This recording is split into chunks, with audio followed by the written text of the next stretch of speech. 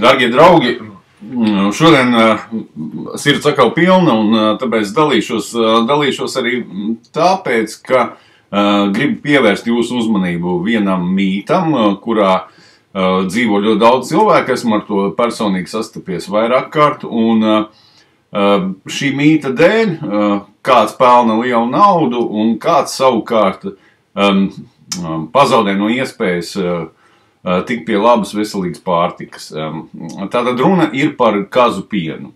Kas man pamudināja izteikties šādā veidā, ir pēdējā Kas jauns publikācija par mani, kurā tātad ir komentēts mans karagājiens pret PVD.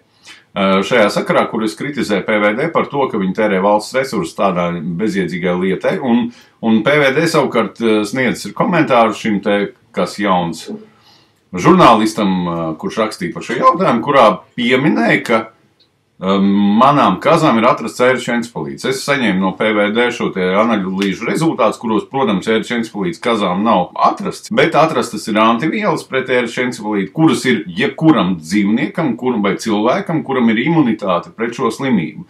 Jā, tātad, ja ērce vienreiz iekož kādam no mums, un mēs vai nu izslimojam smagākā vai vieglākā formā ar šo encefalītu, tad, vai esam vakcinēti pret to, mums ir antivielas. Tāpat arī kazām, maitām, govīm, viņiem ir pret šo encefalītu antivielas. Tas nenozīmē, ka no šīs kazas jūs esat inficējies ar encefalītu. Starp citu, manā gadījumā mani ērce bija sakodusi pirms es saslimu ar šo slimību, mēnesi iepriekš. Tad, lūk, runājot par vīrusiem vispār, noteikti jāpiemina viena lieta, ka vīrusi pēc definīcijas nevar pienā dzīvot. To pierāda fakts, ka pat HIV inficēta māte var zīdīt savu neinficēto bērnu, un tas ir pilnīgi droši. Tāpat hepatīta B, C inficētas mātes var zīdīt savus bērnus.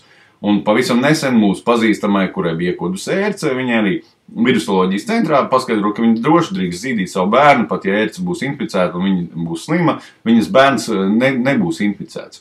Tātad vīrusi var dzīvot tikai asinīs vai siekalās. Ja jūs esat inficējušies no piena, tad jūs neesat inficējušies no piena, bet tur ir bijušas klāt asinis, tātad jūs esat lietojuši asinis. Bet kas ir interesanti, un kas varētu tiešām šo te visu lietu ļoti vienkārši pierādīt apgos, vienkārši vajadzētu aptaujāt visus Latvijas kaskopjus, tādi daudz, viņi praktiski lielākā daļa dzer nepasterizētu pienu, un pajautāt, cik tad no viņiem ir slimojuši ar šo encefalītu, jo ja tā būtu, tad, ja varētu tādā veidā inficēties, tad visiem kaskopjiem būtu jābūt izslimojušiem šo encefalītu, visiem būtu jābūt apkritušiem encefalītu, bet tā nav, es to jau uzreiz jums pasaku. Pasaulē ir ārkārtīgi daudz kaskopju, miljoniem, bet šādi stāsti ir pavisam maz. Tas, ko es atradu, tas slavenais stāsts par Ventspils ģimeni un viens līdzīgs stāsts Krievijā un līdzīgs stāsts Austrijā. Šis stāsts ir kā zem šablona, pilnīgi vienādi.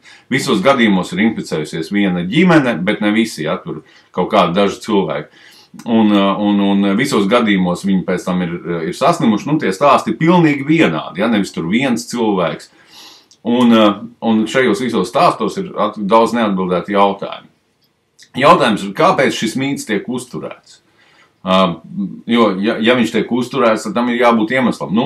Lai uz to atbildētu, jums ir jāsaprot, cik ārkārtīgi ienesīgs ir piena bizness, ja, un cik ienesīga ir piena industrija, cik tie, kas nodarbojas ar šo piena biznesu, zina, cik tur ļoti lielas ir tās direktīvas un normas, kuras ir jāievēro, par visu ir jāmaksā, par visiem aparātiem, par analīzēm un tā tālāk un tā joprojām.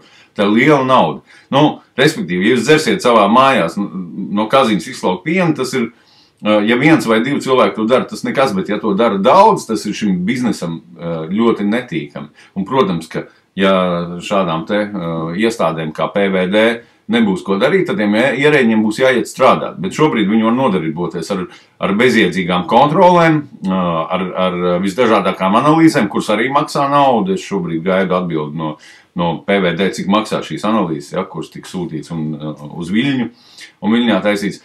Un galvenais, ka tiek uzturēts mīts, pie tam uzturēts viņš tiek tādā nopietnā līmenī, jo dažādas tādas pētījumas apšaubāmas, ja, viņus parakstījuši ir ārsti, zinātnieki, ja, un tas it kā defaultā saka, ka jā, jums ir jābaidās, bet loģika, elementārā loģika un elementāras medicīnas zināšanas, pamatzināšanas, to apgāž šo teoriju, un reāli dzīvus cilvēkus, kur ir šādi te encefalīti izslimojuši no kazu piena, es personīgi nezinu. Ja kāds ir, lūdzu pieskaties, parunāsim par to, ļoti interesanti būs, bet nekur viņa nav. Ir parādās kaut kādas mistiskas ģimenes, starp citu, ja kāds zina to Ventspils ģimeni, par kuru savulaik bija TV netā vai Apollo raksts, lūdzu paziņojiet man, es labprāt ar viņiem sazināšos.